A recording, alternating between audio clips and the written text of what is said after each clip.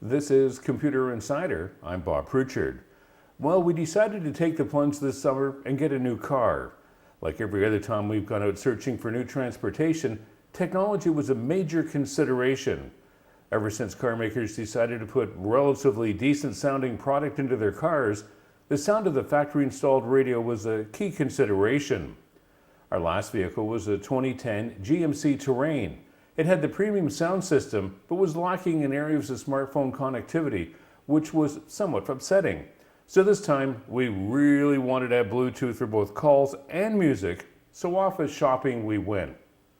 We ultimately decided on a 2013 RAV4. We opted for the limited edition, in part because the navigation system was standard, which got us the big screen in the dash, great for both the backup camera, as well as for seeing all the information with the audio hookups. The system also let us easily connect the audio from my Android phone via Bluetooth. The RAV4 also came with an extensive array of warning lights to alert us of cars and blind spots, as well as a lane departure alert, something we quickly learned to leave turned off. Like any other tech junkie, my first task was to personalize the electronics and to connect both my phone and my wife's via the Bluetooth systems.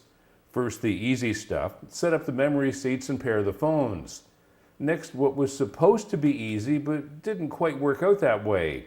To this day, we can't get the remotes to connect to our memory seats, so that in theory, when we unlock the car, the seats reset for whoever is the driver. Next came the disappointments. After the dismal failure with the remote, I moved on to finding an app to connect my car to my Galaxy S4. Finding the app was a piece of cake at the Android App Store. But what a surprise when I found out the app only worked on US-purchased Toyota RAV4s. Talk about frustrating.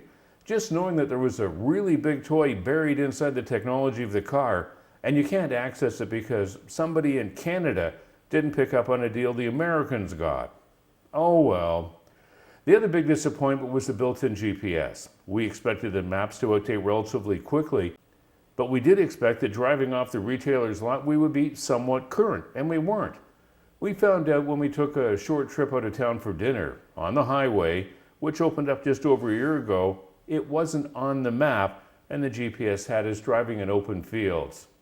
Not really much of a problem. Our smartphones had current GPS maps, and we were never in any real danger of getting lost.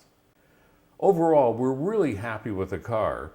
But until manufacturers learn that, like every other piece of technology, the car needs to be easily updatable, so as the user's technologies advance, they can easily keep the car up to date. Reporting for Computer Insider, I'm Bob Pritchard.